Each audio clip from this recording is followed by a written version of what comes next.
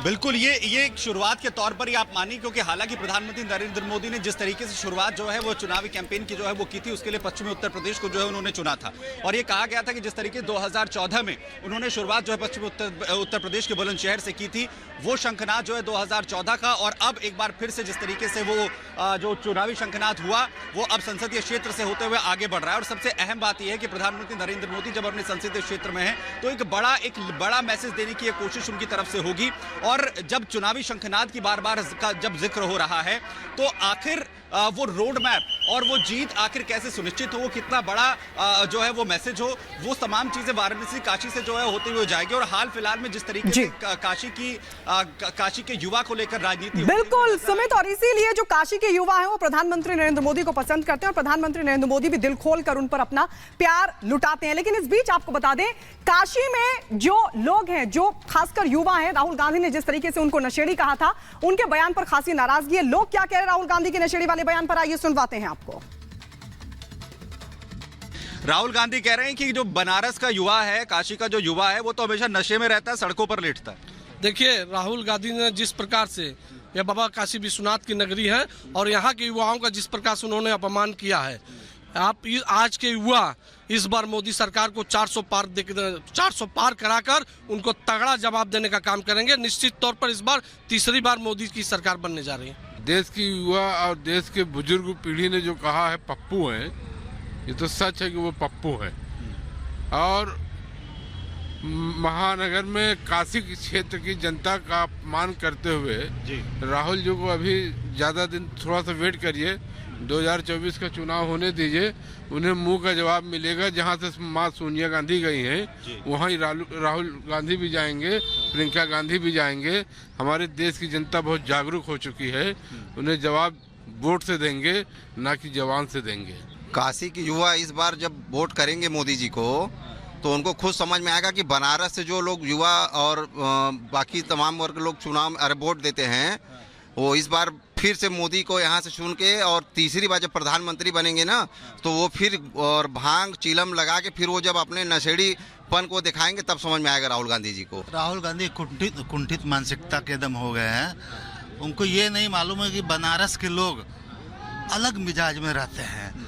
रोज धर्म के नाम से रोज सुबह शाम पूजा पाठ, वह नशा है, ऐसी नशा नहीं है। और कुंठित मानसिकता, अब मोदी जी अब की पारी रिकॉर्ड तोड़ से बनारस से जीतेंगे। राहुल गांधी को यही सबक लेना चाहिए कि इसी बनारस की धरती से BHU से पढ़कर देश का इतिहास लिखने वाले लोग हैं। आप उनको समझ जाना चाहिए कि जो वो बयान दे रहे हैं ये उनकी कुंठित मानसिकता का परिचय है। और सुमित हमारे साथ जुड़े हुए हैं। सुमित, जिस तरह से युवाओं का बयान सामने आ रहा है, नशे के खिलाफ जो बयान दिया था राहुल गांधी ने बनारस के लोगों के युवाओं को लेकर, उसकी नाराजगी दिख रही है। क्या लग रहा है, वहां माहौल देख रहे हैं आप, चुनाव में भी इसका असर पड़ेगा?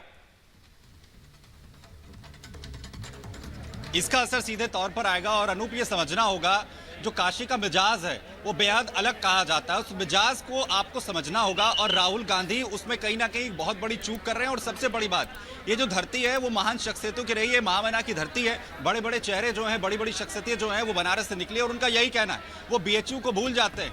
वो BHU का या फिर काशी का जो योगदान है, ये बाबा महाकाल की धरती है, उसके योगदान को वो भूल जाते हैं। काशी के मिजाज को जो है वो राहुल गांधी नहीं समझ रहे हैं और वो सीधे तौर पर टारगेट उस युवा को। बिल्कुल सुमित, तो चुनावी शंखनाद हम मान सकते हैं आज प्रधानमंत्री मोदी जब पहुंचेंगे उनके संबोधन पर भी नजर आएगी। फिलहाल आगे बढ़ते हैं। किसान आंदोलन थमने का नाम नहीं ले रहा है, कई जगहों पर आंदोलन उपद्रव में बदल गया है। इस तरह की तस्वीरें भी सामने आई है। और इससे लेकर हरियाणा पुलिस भी सख्त कदम उठाने जा रही है। हरियाणा पुलिस ने साफ कर दिया है कि जो भी उपद्रव में शामिल होगा उसके खिलाफ NSA के तहत कार्रवाई की जाएगी। देखिए ये पूरी रिपोर्ट।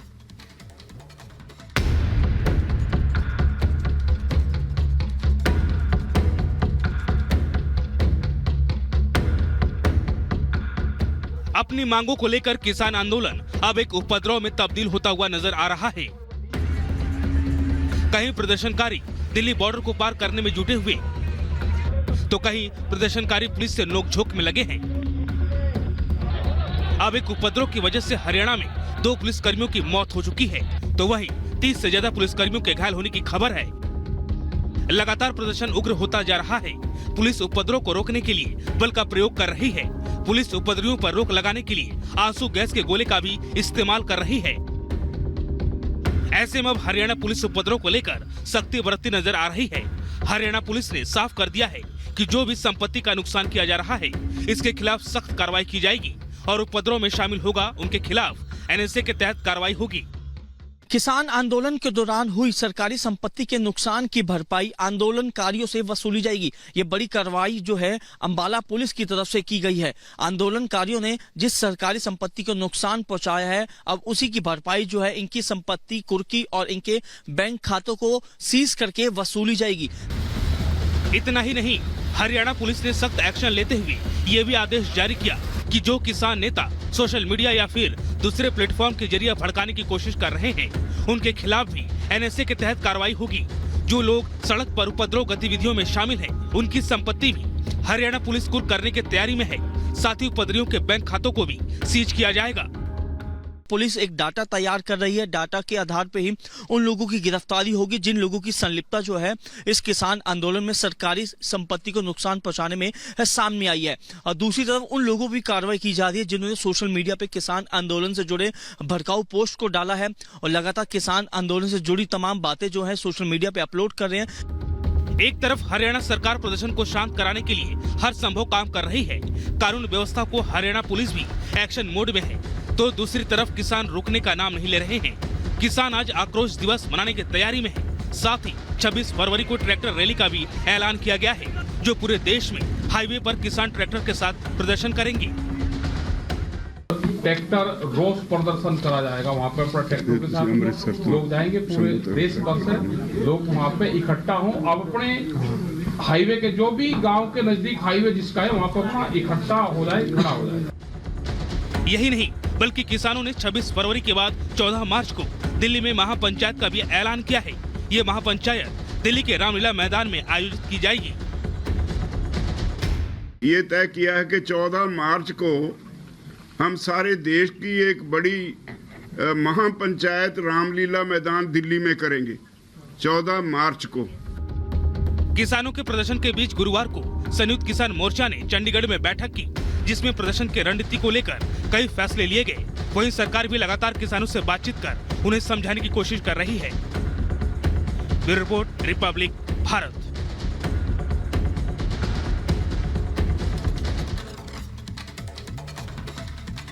और आइए अब आपको दिखाते हैं, स्पेन में एक रिहायशी इलाके में जबरदस्त आग लग गई। 14 मंजिला इमारत जो कि आग की लपटों से घिर गई और काफी मशक्कत करनी पड़ी वहां से लोगों को सुरक्षित बाहर निकालने के लिए। आप देखिए कैसे आग का तांडव यहां देखने को मिला।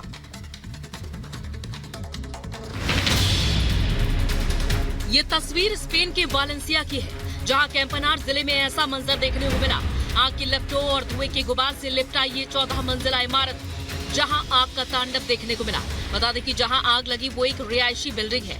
आग की विनाश लीला देखकर वहां आसपास अफरा तफरी मच गई, तो वहीं बिल्डिंग में रह रहे लोगों ने मदद की गुहार लगाई। आग इतनी भीषण थी कि उसने पूरी बिल्डिंग को अपनी चपेट में ले लिया। बताया जा रहा है कि ये आग 4थी मंजिल में लगी, लेकिन समय रहते काबू नहीं पाया जा सका, जिसकी वजह से ये ऊपर तक जा पहुंची और देखते ही देखते इसने विभत्स रूप अख्तियार कर लिया। सूचना मिलते ही दमकल कर्मियों की 16 टीमें वहां पहुंची और रेस्क्यू ऑपरेशन शुरू किया। फायर फाइटर ने लोगों को बचाने के लिए हवा भरे गड्ढे रखे, जिससे लोग उस पर कूदकर अपनी जान बचा सके। रेस्क्यू ऑपरेशन के दौरान कई लोगों की जान बचाई गई, तो इस दौरान कई लोगों को चोटें भी आई, जिन्हें इलाज के लिए अस्पताल में भर्ती करवाया गया। Bureau report, Republic Bharat.